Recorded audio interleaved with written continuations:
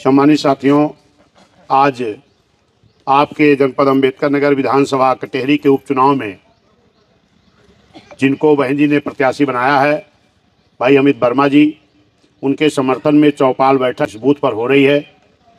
उसमें जिनको माननीय बहन जी के निर्देश पर यहाँ चुनाव में काम करने की जिम्मेदारी मिली है, माननीय इंदु चौधरी जी, जिन्होंने लोकसभा का चुनाव अभी लालगंज से इन्होंने बहन जी के आशीर्वाद से लड़ा था, वो हमारे बीच मौजूद हैं। अभी वो अपनी बात को रखेंगे। देखिए, ये उपचुनाव हो रहा है और उपचुनाव होता क्यों है? क्योंकि किसी सीट पर जो चुन करके आता है तो या तो उसकी डेथ हो जाए और या तो वो इस्तीफा दे दे। तो यहाँ जो विधायक थे माननीय लालजी वर्मा जी, जिनको माननीय बहन जी ने बहुत बड़ा नेता बनाया, लेकिन इसके बाद भी बहन जी को आप सबको छोड़ के वो समाजवादी में शामिल हुए और विधायक हुए। लेकिन उनको विधायक होने के बाद लोकसभा की टिकट मिल गई और लोकसभा का चुनाव उन्होंने लड़ा। उन्होंने कहा हमें दिल्ली वाली कुर्सी पे एक बार भेज दो। और जब लोकसभा का टिकट हो गया तो जिस भी गांव में जाते थे, जिस भी क्षेत्र में जाते थे, अगर कहीं किसी कुर्मी बाहुल गांव में गए तो उन्होंने कहा आप लोग हमें सांसद बना दो, ये सीट खाली होगी तो हम विशाल वर्मा जी को चुनाव लड़ाएंगे या तो शेष कुमार जी को लड़ाएंगे। निषाद बिरादरी में गए तो कहे कि हम भीम निषाद जी को चुनाव लड़ा देंगे। यादव में गए तो बोले किसी यादव को लड़ा देंगे। मुस्लिम में गए तो बोले किसी मुस्लिम को लड़ा देंगे। लेकिन जिस जाति में वोट मांगने गए उन्होंने वादा किया और यहाँ तक कि एक निषाद समाज के बेटे भीम निषाद जी को तो लगातार, क्योंकि जो समाजवादी के राष्ट्रीय अध्यक्ष उन्होंने भी उनको आश्वासन दिया था, वो भी वहाँ से हेलीकॉप्टर सुल्तानपुर बेचारे का टिकट किए थे, वहाँ से हेलीकॉप्टर से उड़ा के लाए, कटेहरी में छोड़े, कहें इसे जिता दो, मैं तुम्हें विधायक लड़ाऊंगा। इतना बड़ा धोखा समाज के साथ किया समाजवादी के लोगों ने और लास्ट में उन्हीं की पत्नी को टिकट यहाँ से थमा दिया गया। तमाम वो आके रोना रोएंगे कि हम तो बीएसपी में थे, हमको बहन जी ने निकाल दिया। लेकिन कारण क्या था? बहन जी ने उनको उत्तर प्रदेश का अम्बेडकर नगर रहने वाले माननीय लालजी वर्मा जी को बहुत बड़ा नेता बनाया, संसदीय कार्य वित्त मंत्री का नेता बनाया, मंत्री पद दिया। और उसके बाद जब एक बार जलालपुर चुनाव आया तो माननीय बहन जी ने कहा भाई आप तो अम्बेडकर नगर में बड़े नेता हो, किसको लड़ाओगे जरा बता दो, कोई दूसरे समाज को ढूंढ लो या किसी दूसरे अपनी बिरादरी को ढूंढ लो। तो कहीं नहीं बहन जी, हमारी बिटिया लड़ेगी बस। तो उनकी बिटिया छाया वर्मा जलालपुर से चुनाव लड़ी। फिर जिला पंचायत अध्यक्ष का चुनाव आया, फिर कहे बहन जी किसको लड़ाएंगी? बहन जी कहा किसी को तैयार करो, तमाम जिला पंचायत सदस्य जीते हैं। तो उन्होंने कहा नहीं बहन जी, हमारी पत्नी लड़ेगी बस। 3 बार उनकी पत्नी लड़ी। तो वो चाहते हैं कि हमारे घर परिवार में ही सारा का सारा पद रहे। क्या ये ठीक है कि एक ही परिवार में सब कुछ जाए? तो इसके लिए माननीय बहन जी ने कहा बहुजन समाज पार्टी रूपी एक नर्सरी है जहां से तमाम नेताओं को माननीय बहन जी ने तैयार किया। बहुजन समाज पार्टी एक मिशन है जिसमें बहुजन में जन्मे सभी महापुरुषों के मिशन को, सोच को लेकर बीएसपी चल रही है। ऐसी स्थिति में बहन जी ने कहा ये परिवारवाद यहां नहीं चलेगा। तो ये वहां पहुंच गए जहां सिर्फ परिवार की ही बात होती है। नाम तो पीडीए रहेगा और पीडीए का मतलब आप समझते हो कि पिछड़ा दलित अल्पसंख्यक का विकास। लेकिन माननीय अखिलेश यादव जी ने जो पीडीए बनाया है, परिवार दल अलायंस, आपको मालूम होगा कि उनके माननीय अखिलेश यादव जी के एक चाचा थे शिवपाल यादव, जो यहाँ के जिताने का ठेका लिए हैं चुनाव का, उन्होंने अलग पार्टी बनाई। तो उसी लिए अखिलेश यादव जी ने कहा हमारे परिवार में जो तमाम अलगाव हुआ है, हम इसको एक करने के लिए परिवार दल अलायंस का नाम दिए हैं। या हमारे SC ST पिछड़ा मुस्लिम समझ ले तो ये तो गलत बात है, उनके लिए उन्होंने बनाया ही नहीं। फिर बहन जी ने कहा कि इस अम्बेडकर नगर में आप जानते हो कि माननीय लालजी वर्मा जी अगर नेता हैं तो इतने बड़े नेता इनको कौन बनाया? जोर से बोलो, बहन जी।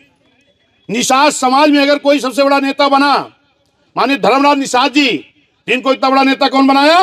बहन जी। लेकिन ये बहन जी के नहीं हुए। 2 बार विधायक मंत्री बनाया बहन जी, अब आके पहुंच गए कहां? भाजपा में। क्या ऐसे दल बदलू लोगों को जीतना चाहिए क्या? जोर से बोलो। नहीं, इनकी जमानत जब्त करानी पड़ेगी। आप राजभर समाज में देखो, मान्य अभय जी ने सबसे बड़ा नेता किसको बनाया? मान्य रामचंद्र राजभर को, वो भी छोड़ के भाग गए। रितेश पांडे जी, मान्य राकेश पांडे जी, मान्य रामदेव पटेल जी, मान्य रामलखन वर्मा जी, मुस्लिम समाज के मान्य डॉक्टर मसूद जी, टांडा से विधायक मंत्री, मान्य अतार खां जी एमएलसी, मान्य घनश्याम चंद खरवार जी, मान्य त्रिभुवन दत्त जी जिला पंचायत अध्यक्ष विधायक सांसद, मान्य जयराम विमल जी विधायक, मान्य बजरंग बली जिला पंचायत अध्यक्ष, मान्य सुधा वर्मा जी जिला पंचायत अध्यक्ष, मान्य धामूराम जी विधायक। ये सब किसने बनाया? बहन जी ने। और आपके जिले को किसने बनाया? बहन जी ने। आपके जिले में आईटीआई कॉलेज किसने बनाया? बहन जी। पॉलिटेक्निक किसने बनाया? बहन जी। इंजीनियरिंग कॉलेज किसने बनाया? बहन जी। हॉस्पिटल किसने बनाया? बहन जी। ब्लॉक तहसील किसने बनाया? बहन जी। और जो रोडों का जाल है, बहन जी। जब से बहन जी चली गई, ये समाजवादी के लोगों की 5 साल सरकार रही है, एक भी काम बता दो कि समाजवादी ने किया हो। अरे जो बहन जी ने रोडें बनाई, अगर ये कहीं डैमेज हुई तो इनको रिपेयर तक नहीं कराया लोगों ने। लेकिन एक काम किया है, आपको शायद याद हो ना याद हो, मान्य बहन जी ने मेडिकल कॉलेज जब बनाया तो बहन जी ने कहा हमारी माताओं बहनों को, हमारे भाइयों को, हमारे अंबेडकर नगर वालों को लखनऊ भाग के ना जाना पड़े, इसलिए मेडिकल कॉलेज में बहन जी ने एक्सरे की मशीन, अल्ट्रासाउंड की मशीन, सिटी स्कैन की मशीन और तमाम जांचों की मशीन बहन जी ने लगाया। लेकिन जैसे माननीय अखिलेश यादव जी की सरकार आई, आपकी सारी मशीनें लेकर के कहां चले गए? कहां चले गए? आजमगढ़, जहां से उनके पिताजी चुनाव लड़ते थे। अरे आप मुख्यमंत्री हुए तो जब बहन जी ने अंबेडकर नगर वालों के लिए लगाया, अपनी बहनों भाइयों के लिए लगाया, तो भाई आप आजमगढ़ क्यों ले गए? आपको अगर आजमगढ़ ले ही जाना था तो नई मशीन लगा देते। गलत तो नहीं कह रहा हूं। इतना धोखा, कोई काम नहीं किए। और इधर ये भाजपा जब से आई है 8 साल हो गया, इन्होंने भी कोई काम नहीं किया। अभी हम पीछे गांव में मीटिंग कर रहे थे तो हमने पूछा ये बताओ भाजपा ने कोई काम किया है? कोई सड़क रिपेयर कराया है? तो कहें भैया ये सैतिया चक्टी लगावता है। चक्टी जाना तो ना, कहूँ टूटी उटी है तो थोड़ा गिट्टी डाल के लीपत है, जो चुनाव बाद सब उधर जायू है। वो कहा चक्टी दादा जाना था। और सुना हम कहना और क्या किए हैं? कहें भैया कुछ ना, जो बहन जी अस्पताल उस्ताल बनाए रहीन उनके पोताई तक नहीं कराइन, कुछ नहीं किन। 8 साल होगा। आज का कहा था हम ही कराई वो कराई, अब तक का किया? ये का बतावा, आगे का करवा, ये का ना बतावा। तो एक जने दादा बैठा रहे, कहा भैया एक चीज मिला है। हम कहन का? कहें 5 किलो राशन। हमने कहा बहुत सही बतायो दादा। हम कह नहीं बतावा। वो करे पहले ही राशन मिलत रहा कि नहीं? कहीं मिलत तो रहा। हम कहन कै रुपया मां? कहें भैया 2-2.5 रुपया किलो मिलत रहा। हम कहन चलो 3 रुपया के मान लो। 1 यूनिट पे कई किलो मिलत है? 5 किलो। और 1 किलो 3 रुपया के, 5 किलो का दाम कितना होगा? 5 नहीं 15 रुपया। 15 रुपया फ्री दे के तो आज सब कुछ लूट ली। आज एक ध्यान से सुना माई बहनी थोड़ा, क्योंकि आप लोगन का कहा भाजपा वाले कि तुहार उठवा तो हम राशन दे के ले लेवे। 5 किलो राशन 15 रुपया के राशन लेके आप आए गई। और करीब बात भैया बाबू से कहीन कि जाओ 1 लीटर सरसों का तेल ले आवा, नहीं सब्जी दाल कुछ न बनी।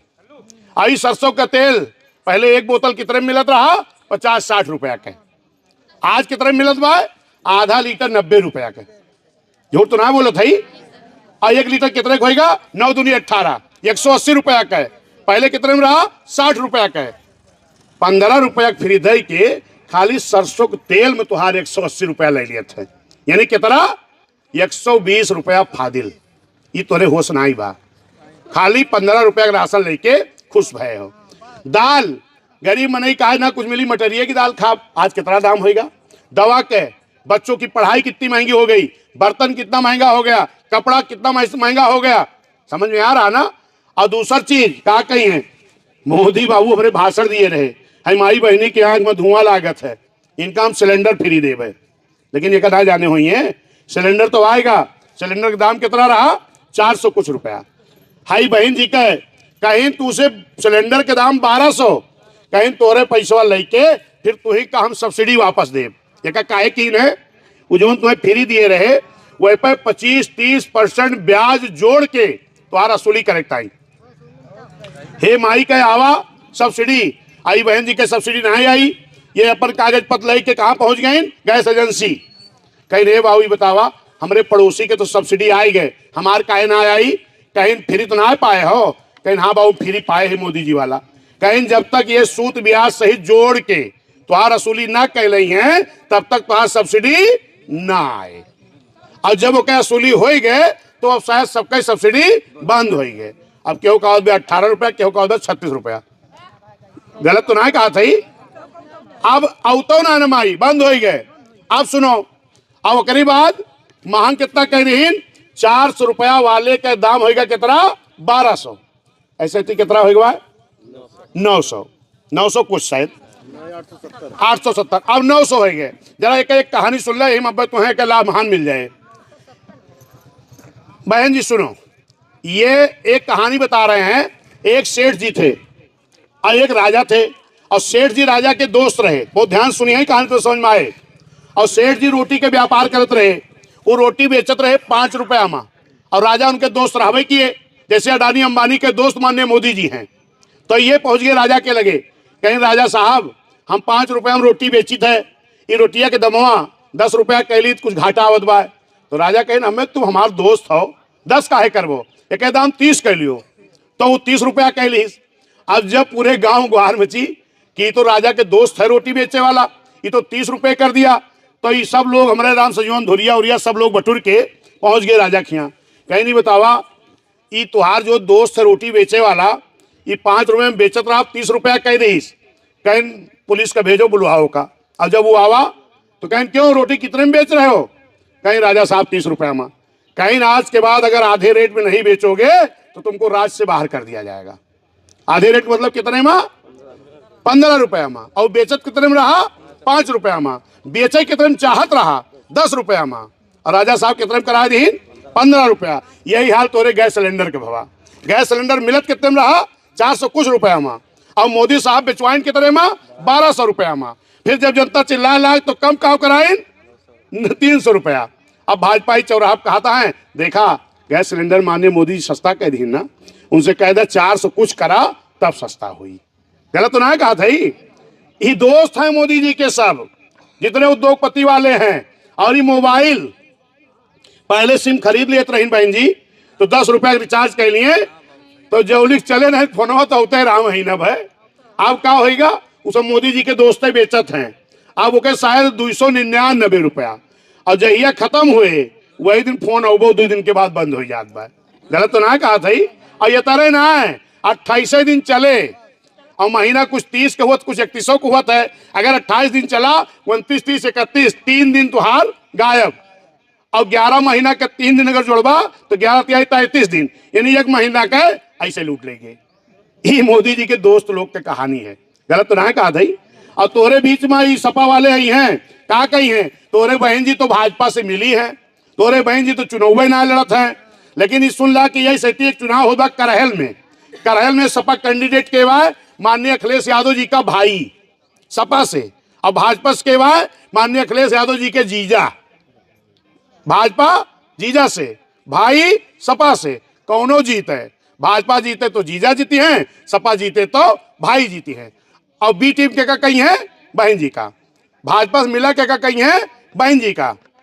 क्या का कहीं है? बहन जी का। अब आ जा लखनऊ में माननीय अखिलेश यादव जी राष्ट्रीय अध्यक्ष है सपा के और सांसद हैं।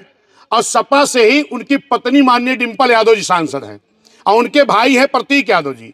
और प्रतीक यादव जी की पत्नी का नाम है अपर्णा यादव जी। अपर्णा यादव के जेठानी है डिंपल यादव, और डिंपल यादव के देवरानी है अपर्णा यादव। जेठानी सपा के सांसद और देवरानी भाजपा के महिला आयोग के उपाध्यक्ष। यानी आधा परिवार सपा में, आधा परिवार भाजपा में। अब कहीं है हमारे बहन जी का, ये बहन जी मिली है। तो जब ऐसा कहाँ है तो एक जब जाने रहा जाबू बहनी माई बहनी तो सबे तो बताइबा। अब हम और भाषण नहीं करब। ये देखा बहन जी है आपके बीच में माननीय इंदु चौधरी जी, बहुत मेहनत करत हैं। और निश्चित है कि आज आप सभी लोग ये दो के दोनों जो लड़ रहे हैं सपा भाजपा के, एक तो परिवार को बढ़ाना चाहते हैं और भाजपा वाले जो आए हैं वो बहन जी को धोखा देके गए हैं। आप सबको धोखा देके गए।